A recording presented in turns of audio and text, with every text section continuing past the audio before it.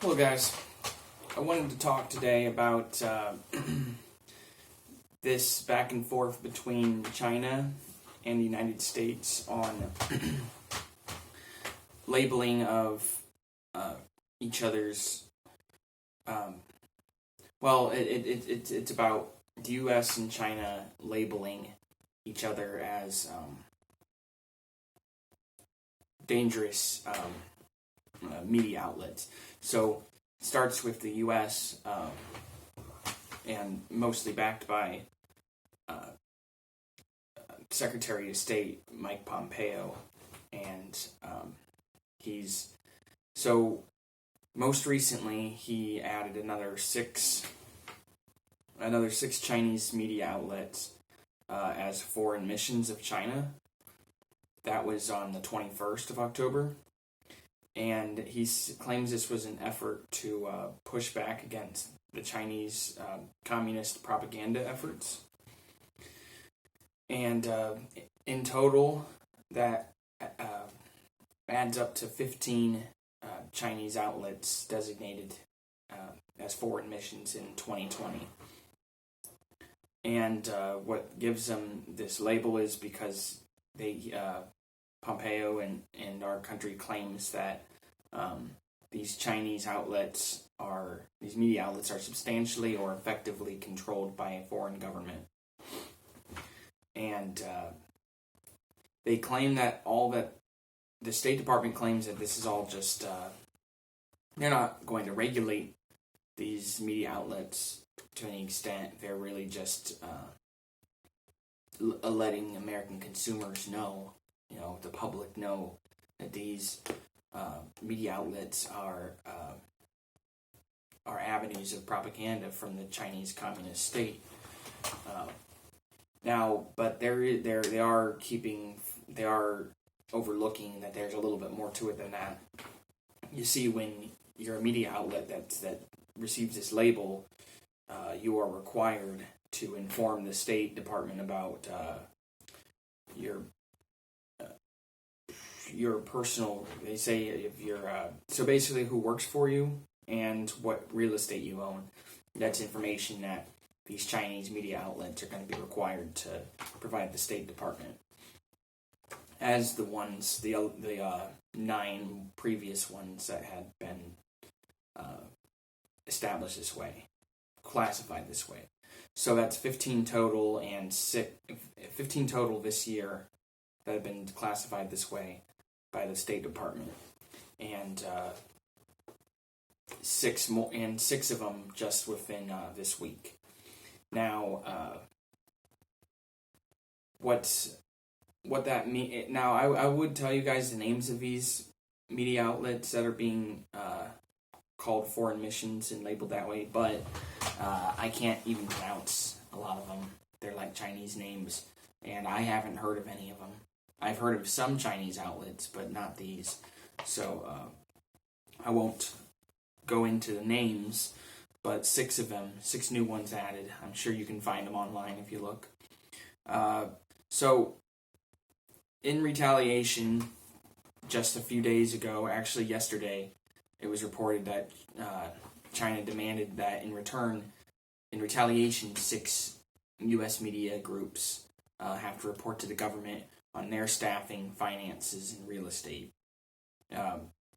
Those 6 organizations I do know. Those are the American Broadcasting Corporation, or ABC, the Los Angeles Times, Newsweek, and then Feature Story News, the Bureau of National Affairs, and Minnesota Public Radio. So the first 3 very familiar with. The last 3 not so much. So what you got is a tit for tat here. The Chinese doing to our companies over there what we're doing to their companies over here as retaliation. And previously, when we classified them as this kind of thing, when we classified their media outlets as essentially foreign assets or foreign missions, previous times they've retaliated by we've also done things like shorten visas for Chinese journalists and things like that, like shortening their visas so they can't stay as long. It's hard to say which one came first there, but it's likely that we started it, and I'll get into that in a second. But the Chinese retaliation in earlier times was similar, to the extent that they've expelled U.S. citizens working for the New York Times, Washington Post, and the Wall Street Journal. I don't know what grounds they do it on other than retaliation. So what you have here, so we've been dealing more and more with aggressive Chinese action in China's been flexing their soft power muscle when it comes to infiltrating tech companies and organizations, like media and news organizations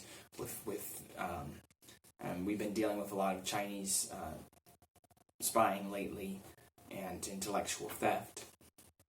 And it's just, when you think we're the ones banning Chinese, or we're the ones doing this and label, we label the Chinese media organizations in this way and put harder restrictions on them and shorten visas for their people. So you got to ask yourself, why? Like, if we're the ones doing it to them first and they're retaliating, is it like there must be a reason? I mean, we're not just doing this for no reason. I mean, it doesn't really make sense there, but it's hard to say for sure. It's important that we know what media outlets could be classified this way.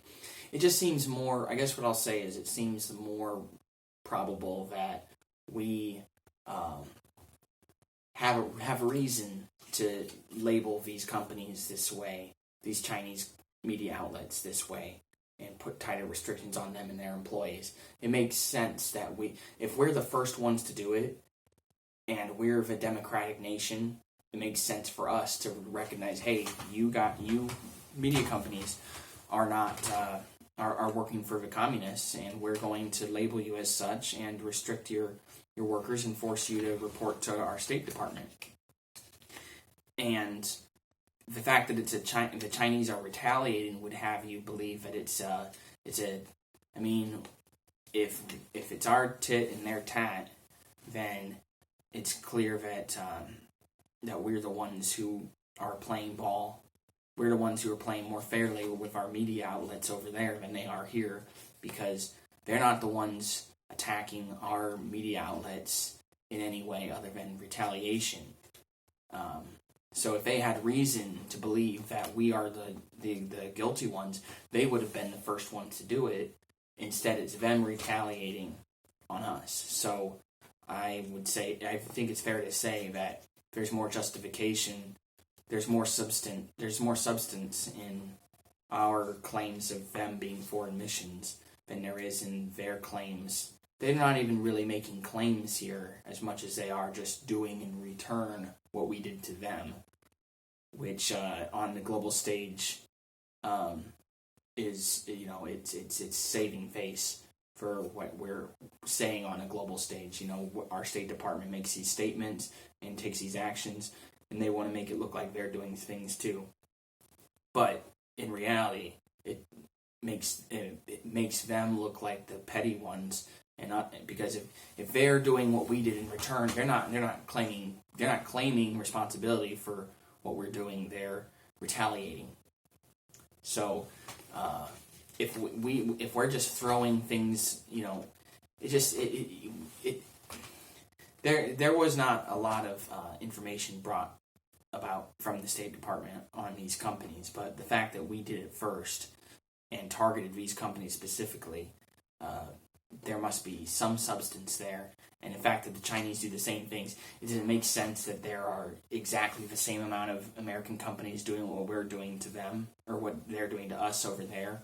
it doesn't really make sense that we're both doing the exact same amount of things. It's always been us claiming that they're spying on us or they're spreading propaganda, and then them retaliating by doing the same thing to us, or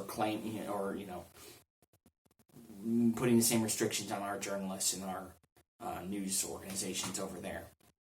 So who are you going to believe? The people who, are we making it up? Is our State Department making this up, and the Chinese are simply making up the same? Are both people making it up, or I just think it's a little bit more credible that these Chinese organizations might hold some threat. But again, there's only so much information the state provides about these organizations.